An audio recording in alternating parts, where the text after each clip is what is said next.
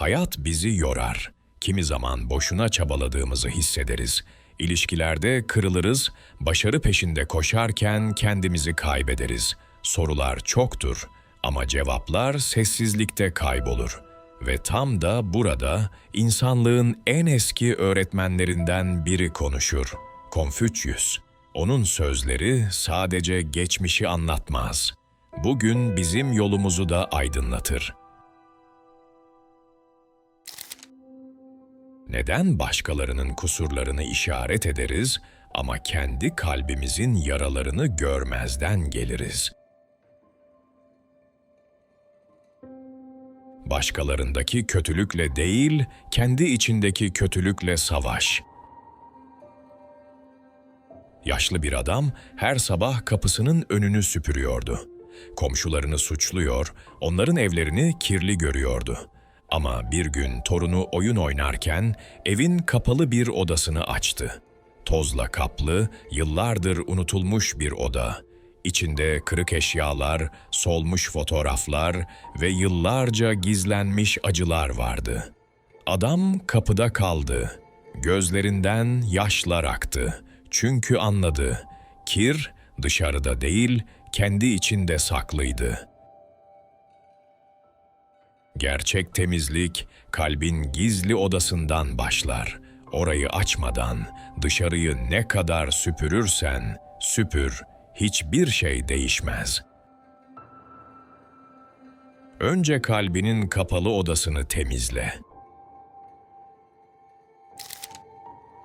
Neden gözlerimiz hep kusurları bulur ama güzellik yanımızdan sessizce geçip gider? Her şeyde güzellik vardır ama herkes onu göremez. Kör bir adam gün batımında sahilde yürüyordu. Yanındakiler gökyüzünün renklerini hayranlıkla anlatıyordu. Kızıl, altın, mor. O ise sadece dalgaların sesini duyuyordu.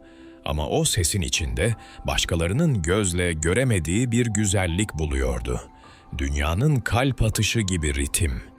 O an anlaşıldı ki güzellik yalnızca gözlerde değil, onu görecek kalpte saklıdır. Bazıları yalnızca kusurları görür, bazıları ise küçük bir ayrıntıda bile mucizeyi fark eder. Hayatı nasıl gördüğümüz, kim olduğumuzu gösterir. Gözlerini değil, kalbini aç. Neden hayatın en basit şeylerini görmek yerine onu karmaşık düğümlere çeviriyoruz? Aslında hayat basittir ama biz onu ısrarla karmaşıklaştırırız. Bir çocuk deniz kıyısında küçük taşlarla oynuyordu. Onlar onun için kale, gemi, gökyüzüydü. Mutluluk basitti. Yıllar geçti. Aynı taşları bu kez büyük bir adam eline aldı. Ama artık onların değerini görmedi. Çünkü zihninde hesaplar, kaygılar, binlerce gereksiz düğüm vardı. Taşlar aynıydı ama bakış değişmişti. Hayat zor değil. Biz onu kendi ellerimizle ağırlaştırırız. Sadelik mutluluktur. Neden kendimize kör olduğumuzda başkalarının hataları gözümüzde dağ olur? Kendini ne kadar sert ve acımasız yargılarsan, başkalarını o kadar adil ve merhametli yargılarsın. Bir öğretmen sınıfta öğrencisini azarladı. "Dikkatsizsin, çalışmıyorsun." Çocuk başını eğdi, gözleri doldu. O akşam öğretmen defterini açtı ve kendi yazısında onlarca hata gördü. Bir an durdu ve sabah aynı çocuğun gözlerine bakınca daha yumuşak bir sesle konuştu. Çünkü anladı, kendi hatalarını gören, başkasına bağırmaya hakkı olmadığını bilir. Kendine acımasız olan, başkasına merhametli olur. Önce kendini düzelt, sonra başkasını yargıla. Neden intikam almak isterken aslında kendi kalbimizi de yaralarız? İntikam almadan önce 2 mezar kaz. Bir adam eline zehirli bir kadeh aldı. Düşmanına içirmek için hazırlanıyordu. Ama zehrin kokusu önce kendi ciğerlerini doldurdu. Her yudum başkasına değil, önce ona zarar verecekti. Nefret, başkasını yok etmeden önce sahibini zehirler. İntikam, içtiğin zehirdir. Neden hata yapmak değil, onu görmezden gelmek daha ağırdır? Hata yapıp onu düzeltmeyen ikinci bir hata yapar. Bir genç yere düşen bir vazoyu fark etti. Küçük bir çatlak vardı ama o görmezden geldi. Günler sonra aynı vazo daha büyük bir parçayla kırıldı ve artık onarılamaz hale geldi. O an anladı ki küçük bir çatlak görmezden gelindiğinde koca bir yıkıma dönüşür. Hatalar düşmek değildir. Düşerken elimizi uzatmamak, işte gerçek hatadır. Küçük çatlakları onarmayan, bütününü kaybeder. Neden ölümü konuşuruz ama yaşamın anlamını susarız? Hayatı bilmeden ölümü nasıl anlayabiliriz? Bir genç kütüphanede eski kitapların arasında dolaşıyordu. En çok merak ettiği sayfa son sayfaydı. Ama kitabı hiç açmadan sadece sonunu hayal ediyordu. Yıllar sonra cesaret edip okumaya başladığında fark etti ki en güzel bölümler ortasındaydı ve onları hiç yaşamamıştı. Ölümü anlamak için değil, yaşamı anlamak için gözlerimizi açmalıyız. Önce kitabın ortasını oku, sonunu zaten herkes görecek. Neden gözlerimiz en görünene inanır ama kalbimiz en gerçeği göremez? Açık görünen nadiren gerçektir. Bir tabut kalabalığın ortasında taşınıyordu. Herkes ölen adamın hayatını alkışlarla övüyordu. Ne kadar başarılı, ne kadar zengindi. Ama en arkada duran yaşlı annesi sessizce ağlıyordu. Çünkü o biliyordu. Onun kalbi sevgisizdi ve bütün övgüler sadece boş bir gürültüydü. Görünüş parlaktı ama hakikat içten çürümüştü. Gözler kalabalığa inanır ama gerçek sessiz gözyaşlarında saklıdır. Hakikat alkışta değil, gözyaşında saklıdır. Neden nefret ettiğimizde aslında başkasına değil, kendimize yeniliriz? Eğer nefret ediyorsan, zaten yenilmişsindir. Bir savaşçı düşmanını yendi, onu yere serdi, kılıcını kaldırdı. Kalabalık alkışladı, kazandı. Ama geceleri yalnız kaldığında gözlerinde hala öfkenin ateşi yanıyordu. Her uykusunda aynı yüzü görüyordu ve sabahları nefretle uyanıyordu. Düşmanı kaybolmuştu. Ama içindeki savaş hala sürüyordu. Ve o an anladı, gerçek yenilgi kendi kalbine teslim olmaktı.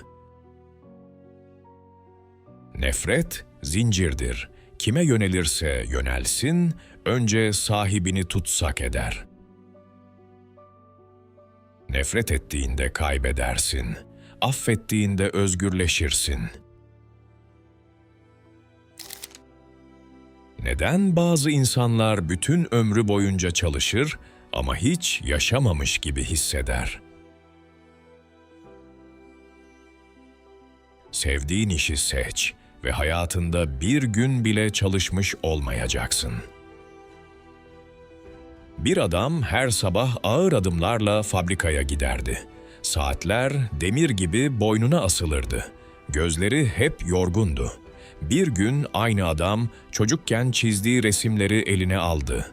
Fırçayı kavradığında zamanın sesi sustu. Saatler yok oldu ve ilk kez çalışmıyor, sadece yaşıyor gibiydi. Gerçek iş kalbin attığı yerde başlar. Orada yorgunluk yoktur, sadece anlam vardır. Sevdiğin işi yap ve her gün hayatın kendisi olur. Neden hep yarını bekleriz? Ama bugünü yaşarken gözlerimiz kapalıdır. Geleceği düşünmekten bugünü unutan insan ne bugünü yaşar ne de yarını. Ölümsüz gibi yaşar ama ölürken hiç yaşamamış olduğunu fark eder. Bir kadın bahçesindeki ağacın çiçeklerini görmeden hep gelecek meyveleri düşündü. Her gün sabırsızlıkla dallara baktı. Ama hiç eğilip koklamadı o beyaz çiçekleri. Yıllar geçti. Meyveler de geldi ama o ömrünün baharını kaybettiğini fark etti. Çünkü hayat hep ertelenen bir bahar değil, yaşarken fark edilen bir andır. Gelecek bir hayal, geçmiş bir gölge. Gerçek olan tek şey bugündür. Bugünü koklamayan hayatın baharını kaçırır. Neden yarın bırakırım dediğimiz her şey aslında bizi zincir gibi bugünde tutar. Kötü alışkanlıkları yenmek yarın değil, sadece bugün mümkündür. Bir adam sigarayı bırakmak istedi. Her sabah aynı cümleyi söyledi. Son paketten sonra bırakırım. Ama o son paket hiç bitmedi. Bir gece öksürükle yatağında doğruldu. Ellerini yüzüne kapattı ve düşündü. Yıllardır hep yarın demişti. Ama aslında kendi hayatını her gün biraz daha kısaltmıştı. O sabah aynanın karşısına geçti ve ilk kez bugün dedi. O an zincirin ilk halkası kırıldı. Yarın sadece bir yalandır. Gerçek mücadele bugün başlar. Bugün başlamazsan yarın hiç gelmeyecek. Neden en büyük engeller aslında küçük bir adımla aşılmaya başlar? Dağları yerinden oynatan önce küçük taşları kaldırır. Bir baba ve oğul yıllarca konuşmadı. Her karşılaşmada göz göze gelmemek için başlarını çevirdiler. Evde aynı çatı vardı ama aralarında suskunluk duvarı örülmüştü. Bir akşam baba mutfakta oturdu, önünde soğuyan çay bardağıyla. Telefonunu eline aldı ve uzun süre tek bir cümleyi yazıp sildi. Sonunda gönderebildi. "Konuşabilir miyiz?" O küçücük mesaj, koskoca sessizliğin ilk taşını yerinden oynattı. O an her şey düzelmedi. Ama yıllardır donmuş buz ilk kez çatladı. Bazen dağları yıkmak için güç değil, küçük bir cesaret gerekir. Küçük bir adım yılların suskunluğunu kırar. Neden bazen dudaklarımız acele eder, kalbimiz susar ve gözlerimiz karşımızdakini görmez? İnsanların iletişiminde 3 hata vardır. Erken konuşmak, gerektiğinde susmamak ve dinleyeni görmeden konuşmak. Bir masada 3 kişi oturuyordu. Bir baba, bir anne ve küçük bir çocuk. Baba öfkesini tutamadı, daha dinlemeden bağırdı, erken söylenen söz gibi çocuğun kalbinde yara açtı. Anne, çocuğun gözlerinden akan yaşları gördü ama sessiz kaldı. Söylemediği tek cümle küçük bir yüreği yalnız bıraktı. Çocuk iki ses arasında titreyerek konuşmaya çalıştı ama kimse onun gözlerine bakmadı. Sözleri havada kayboldu ve ruhunda derin bir sessizlik bıraktı. Bazen bir ailenin yıkımı, yalnızca yanlış zamanda açılan dudaklardan ve doğru anda susan kalplerden başlar. Söz, zamanında söylenirse iyileştirir, yanlış söylendiğinde öldürür. Neden bazen sevilmek yetmez? Çünkü gerçek mutluluk kalbimizin verdiğinde saklıdır.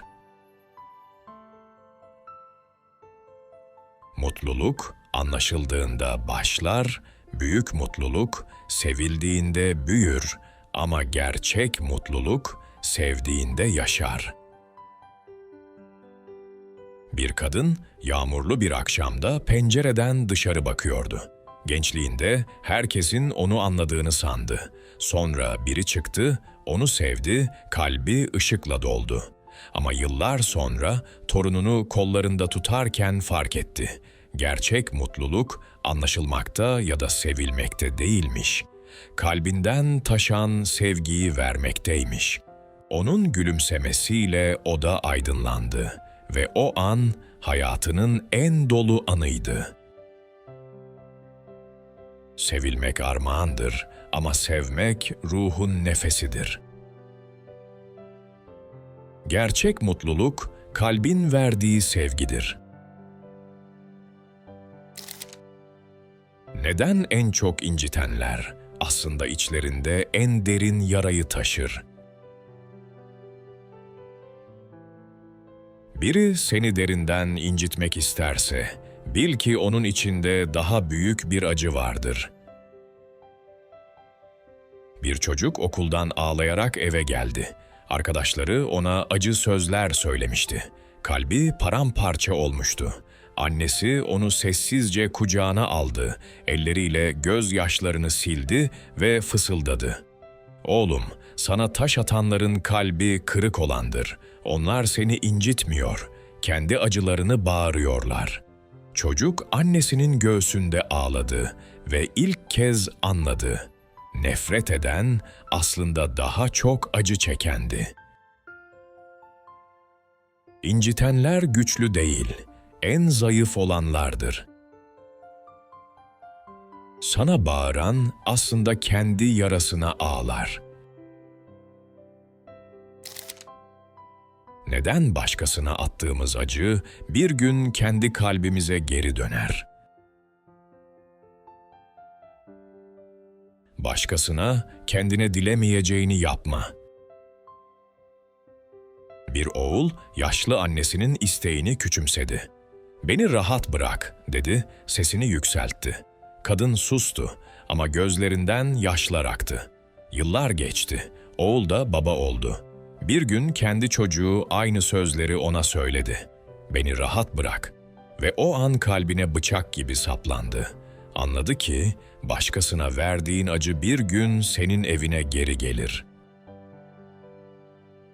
Hayat aynadır. Ne yaptıysan onu sana gösterir. Bugün verdiğin acı yarın senin kalbine döner. Neden saygıyı bekleriz ama onu vermeyi unuturuz? Her insana kendin gibi saygı göster ve sana nasıl davranılmasını istiyorsan sen de öyle davran. Bundan yücesi yoktur. Bir restoranda garson masaya çorbayı döktü. Adam öfkeyle bağırdı. "Beceriksizsin."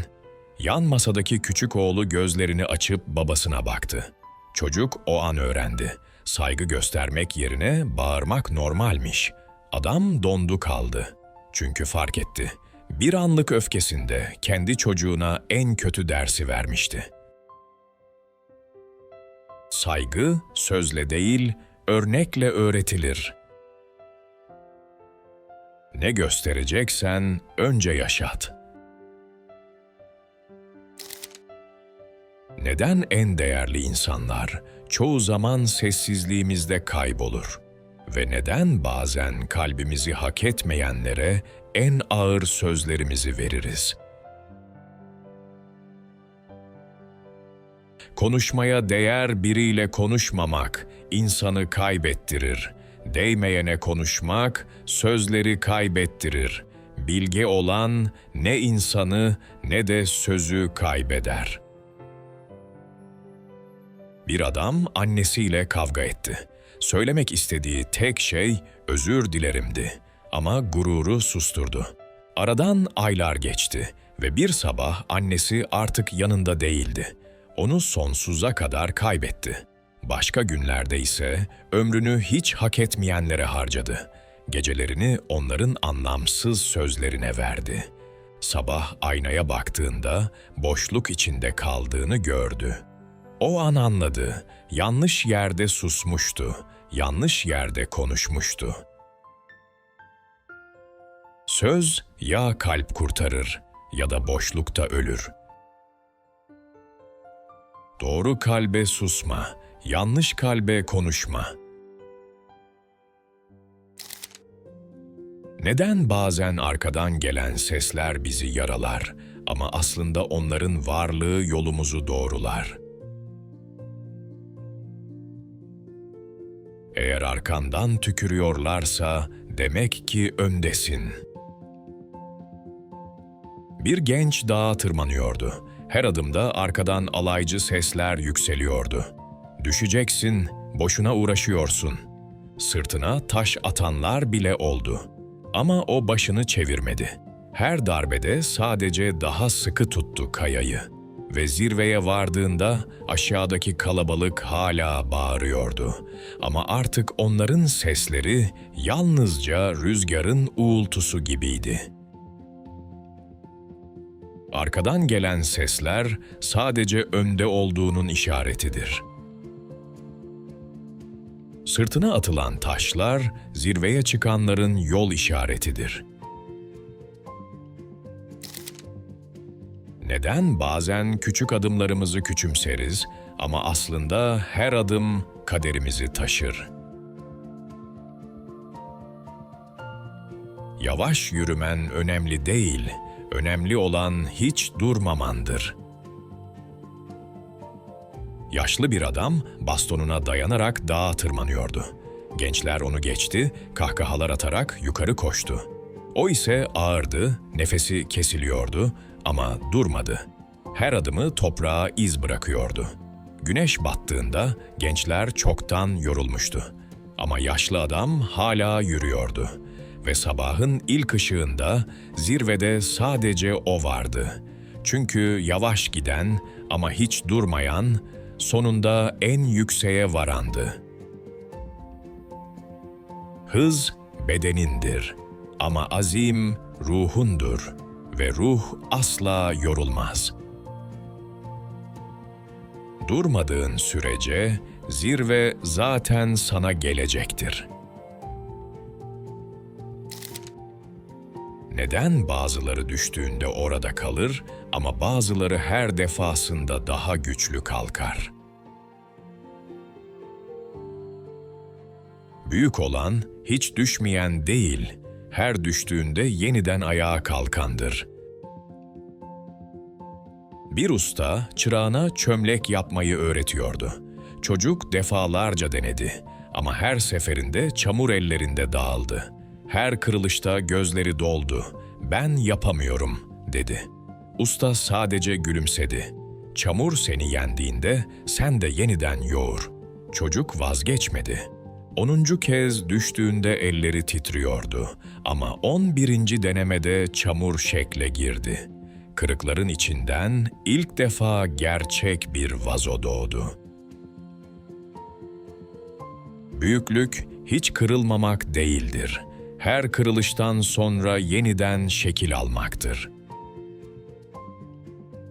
Gerçek güç, yaralarını yoğurup yeniden ayağa kalkmaktır. Neden hata yapmak bizi öldürmez ama düzeltmemek kalbimizi ağırlaştırır?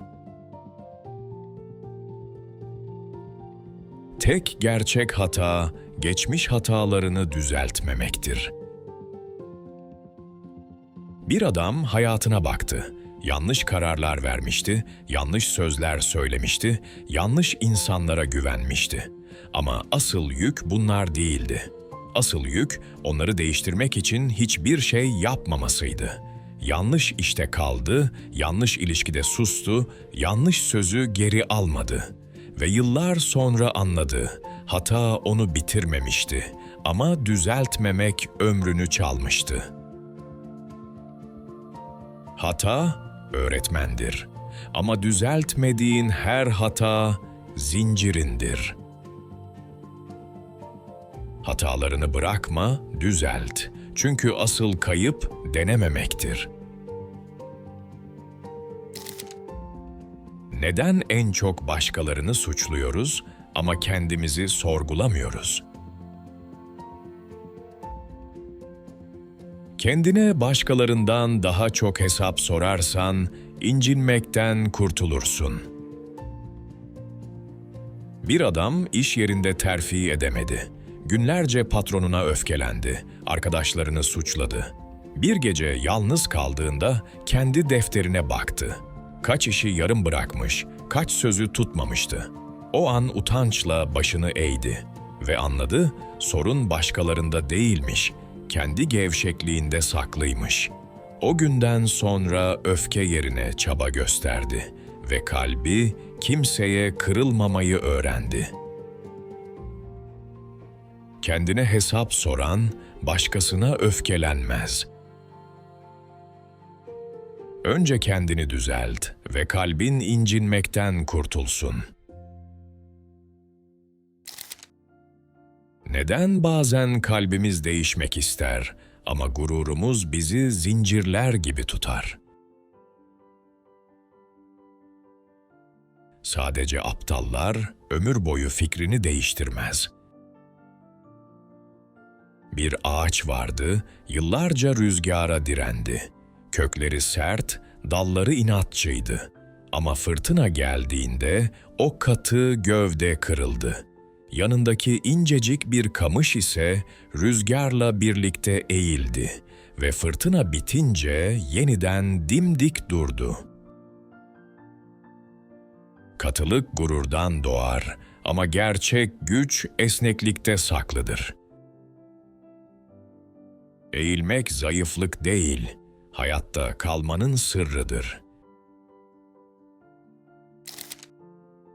Neden kötülük ellerimizden değil, önce zihnimizin sessiz köşelerinden doğar? Düşüncelerini arındır. Kötü düşünce yoksa kötü davranış da olmaz. Bir bahçıvan bahçesindeki çiçeklere özenle su veriyordu. Ama toprağın arasında küçük bir diken filizi belirdi. "Önemli değil," dedi, görmezden geldi. Günler sonra diken büyüdü, çiçeklerin etrafını sardı ve kokusunu bile bastırdı. Bahçıvan sonunda anladı. Kötülük ellerden değil, önce köklerden başlar. Zihnini temizlemeyen, hayatını dikenlerle doldurur. Düşüncelerini arındır ve bahçende sadece çiçekler açsın. Neden kötülüğü yapmasak bile onu dinlemek içimizi yavaşça kirletir? Kötü insanı dinlemek, kötülüğün ilk adımıdır.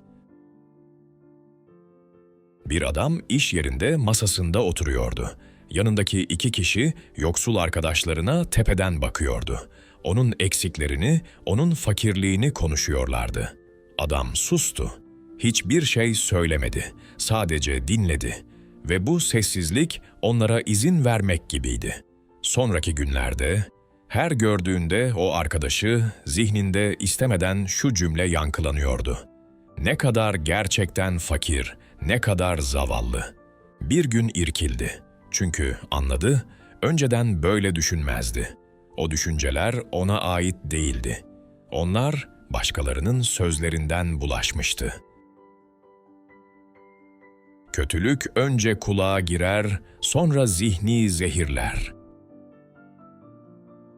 Kulağına aldığın kalbine iner. Neden hep "yarın bakarım, yarın söylerim" deriz? Ama hayatın bize verdiği tek gün aslında bugündür. Ben erkeni bilmem, sadece geçi bilirim. Bir adam her gün kızına masal anlatmayı erteledi. "Bugün çok yorgunum, yarın anlatırım," dedi. Küçük kız her gece uykuya masalsız daldı. Yıllar geçti. Bir akşam kapıyı açtığında karşısında artık büyümüş bir genç kız vardı. Gözlerinde hala çocukluğunda beklediği masalların boşluğu vardı. Ve baba o an anladı, erken diye bir şey yokmuş. Sadece geç kalmıştı. Hayat en çok beklettiğimiz kalplerde geç kalır. Bugün sev, bugün anlat. Çünkü yarın sadece geç olabilir. Neden kaybettiklerimiz en çok geri getiremeyeceklerimiz olur? 3 şey asla geri dönmez: zaman, söz ve fırsat. Bu yüzden zamanı kaybetme, sözünü seç, fırsatı kaçırma. Bir genç, babasına söylemek istediği tek cümleyi hep erteledi: "Ben seni seviyorum." Ama babası bir sabah ansızın gitti. Tabutun başında o cümle boğazında düğüm olarak kaldı.